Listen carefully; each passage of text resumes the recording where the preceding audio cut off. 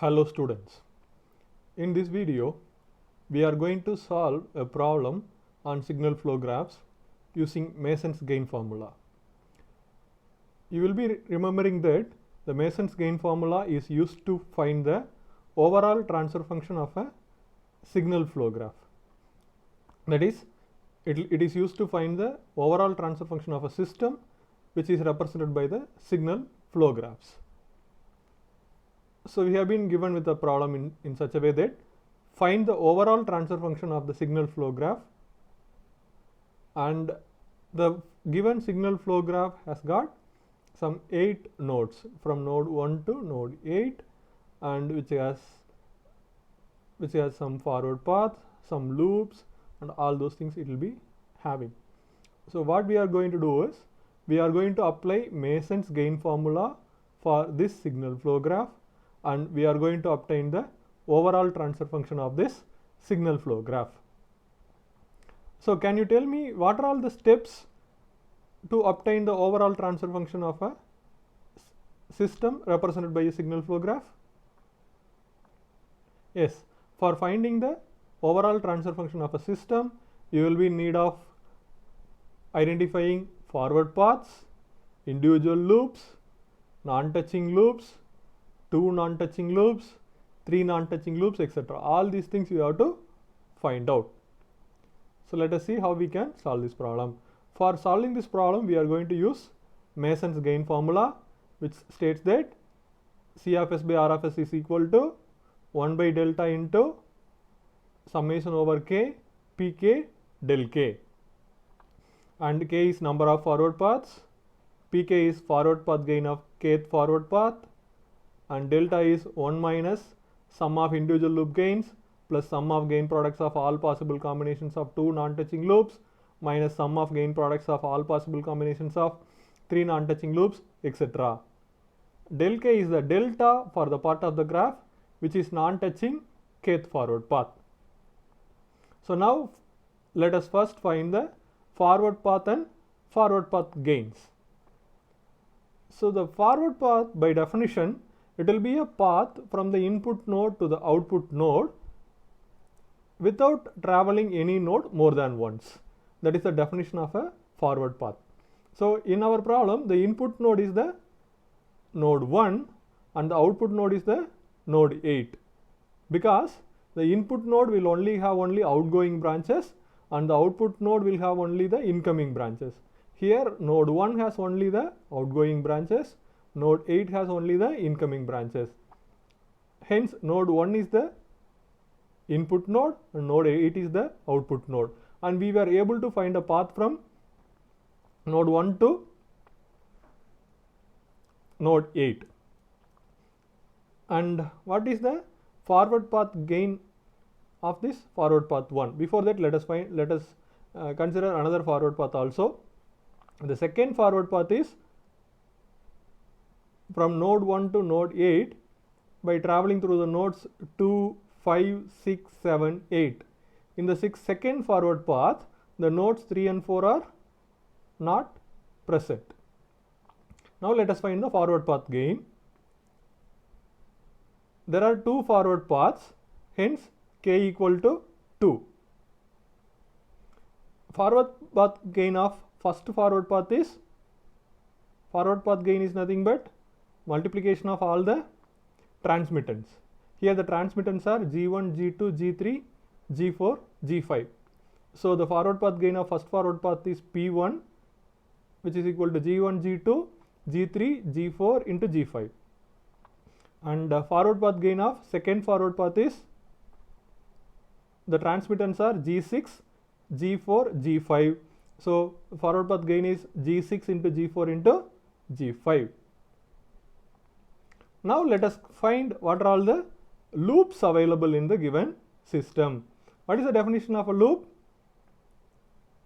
Which is a path which originates and terminates at the same node, starts and ends at the same node. Here in our given system, we were able to find 3 such loops.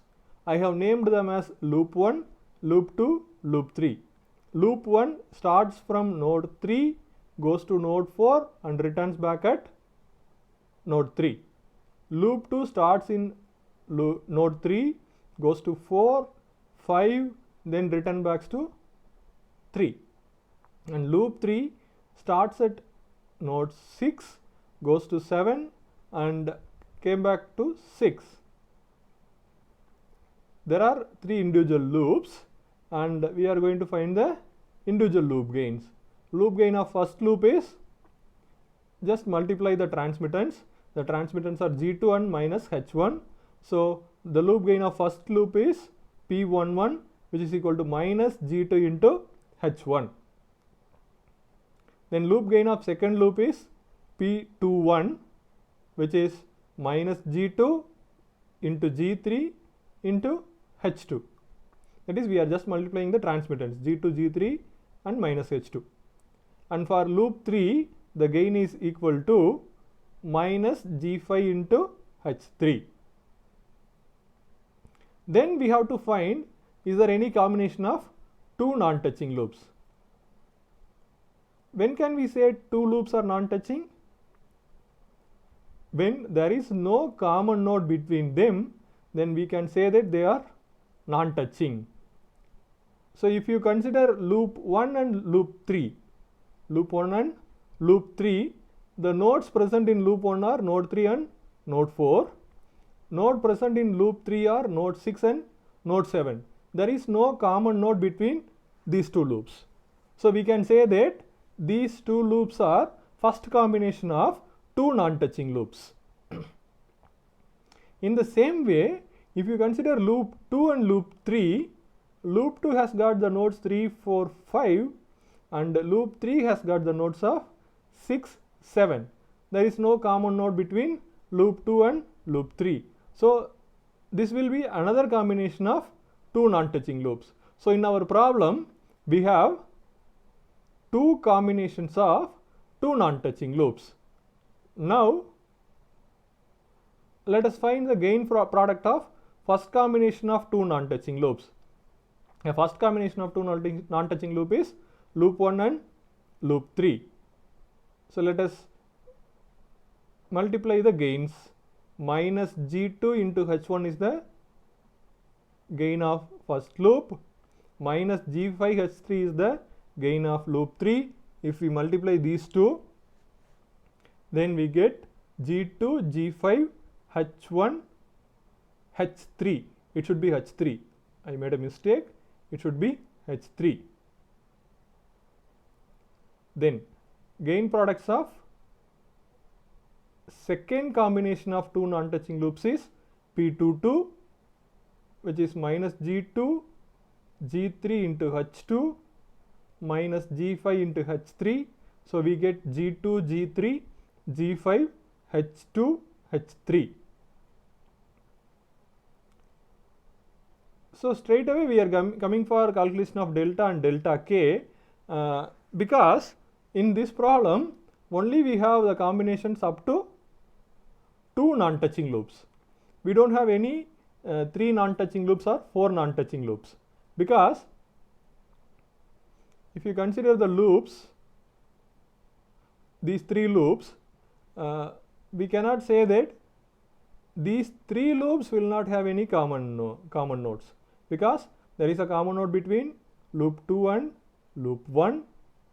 So these 3 cannot be stated as a combination of 3 non-touching loops. Only up to 2 non-touching loops is possible in this problem. So we are straight away going for calculation of delta and delta K. So delta is 1 minus sum of individual loop gains. Individual loop gains are P11, P21, P31 plus sum of gain products of 2 non-touching loops, that is P12 and P22. So we are substituting the values which we are obtained in the previous slide, that is 1 minus of minus G2 H1 minus G2 G3 H2 minus G5 H3 plus G2 G5 H1 H2 plus G2 G3 G5 H2 H3. So from this we will be obtaining the value of delta as 1 plus G2H1 plus G2G3H2 plus G5H3 plus G2G5H1H2 plus G2G3G5H2 H3. Now we are going to find delta K values. Here K takes the value of 1 and 2 because we have two forward paths. First let us find delta 1. Delta 1 will be equal to 1 minus the first forward path touches all the nodes. If you see the first forward path, it touches all the nodes.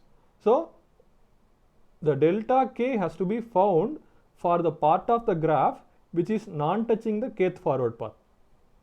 Since our forward path 1 touches all the nodes, delta 1 will be 1 minus the remaining values will become 0. And delta 2 is 1 minus of minus G2H1. I will tell you how. This is our second forward path, and the second forward path not touching the nodes 3 and 4. So in that path we have a loop. Then for that path, if you find delta, then formula for delta is 1 minus of sum of loop gains plus sum of gain products of two non-touching loops. Likewise it will be going. So 1 minus of the path which is missing in the forward path has to be considered. So here the loop which comprises of nodes 3 and 4 is missing with the forward path 2. So delta 2 is 1 minus of the gain of this loop is minus G2H1, which is equal to 1 plus G2H1. So we have found all the terms required for the transfer function. So the formula can be expanded as 1 by delta into P1 del 1 plus P2 del 2. Here we have only two forward paths. If you have three forward paths, the formula would be 1 by delta into P1 del 1 plus P2 del 2 plus P3 del 3, or whatever the number of forward paths.